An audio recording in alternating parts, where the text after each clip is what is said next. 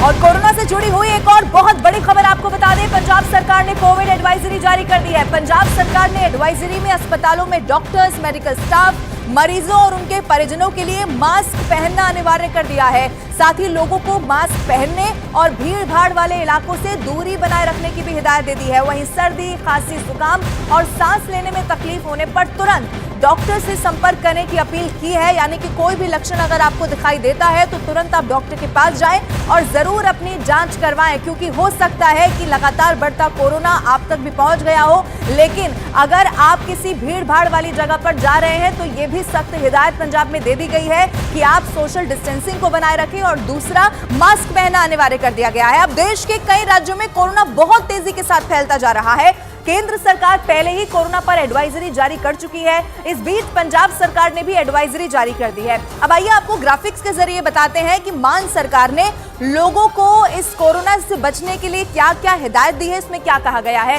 पंजाब में मान सरकार ने अस्पतालों में सभी लोगों के लिए यानी कि डॉक्टर्स, मेडिकल स्टाफ, मरीजों और उनके परिजनों के लिए भी मास्क पहनना अनिवार्य कर दिया गया है। इसके साथ ही पंजाब सरकार ने लोगों से भीड़ भाड़ वाले इलाकों से दूरी बनाए रखने की अपील की है। इसके अलावा सर्दी, खांसी, सांस लेने में तकलीफ होने पर डॉक्टर से मिलने की सलाह दी है। वहीं सरकार ने लोगों से सार्वजनिक जगह पर मास्क पहनने की भी अपील की है। और पंजाब में कोरोना के मामले सामने आने के बाद मान सरकार ने लोगों से कोविड नियमों के पालन की भी अपील की है, जिससे इस कोविड को बहुत तेजी के साथ फैलने से रोका जा सके। अब देश में तेजी से फैल रहा कोरोना वायरस क्रिसमस और खास तौर से न्यू ईयर के जश्न को फीका करता हुआ दिखाई दे रहा है।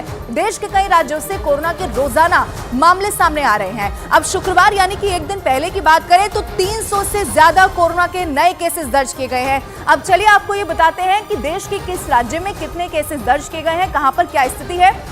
ग्राफिक्स के जरिए आपको समझाने की कोशिश करते हैं। सबसे पहले केरल, जहां से इसकी शुरुआत हुई। नए मामले यहां पर सबसे ज्यादा यानी कि 265 है। तमिलनाडु में जो नए मामले सामने आए हैं वो 15 है।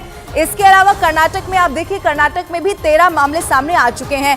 अब बात तेलंगाना की अगर करते हैं तो तेलंगाना में 5 नए मामले सामने आए हैं। पुडुचेरी में भी यहां पर 5 मामले हैं और आंध्र प्रदेश में 3 मामले सामने आए हैं। राजस्थान में जहां पर एडवाइजरी भी जारी कर दी गई है 3 मामले हैं। छत्तीसगढ़ में 3 और बिहार में 2 मामले सामने आ चुके हैं। बिहार में इससे पहले एक भी मामला नहीं था। जम्मू कश्मीर में आप देखिए एक नया मामला सामने आया है। उत्तर प्रदेश में भी एक मामला सामने आया है। यानी कि एक एक करके ही लेकिन ये कोविड के केसेस बढ़ रहे हैं और इसीलिए ये बहुत सावधान कर देने वाली खबर भी है।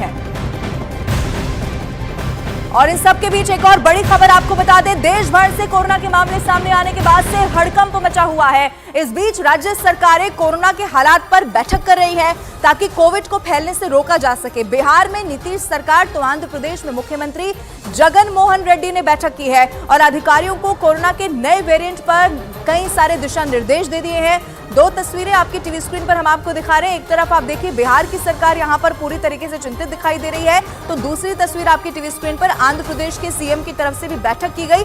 आने वाले समय में कैसे यहां पर अस्पतालों से लेकर हर गली मोहल्ले तक ऐसे नियम बनाए जाएं जिससे कि कोविड फैलने से रोका जा सके, स्थिति बहुत ज्यादा खराब ना हो सके, इन सब पर जरूर यहां पर चर्चा की गई।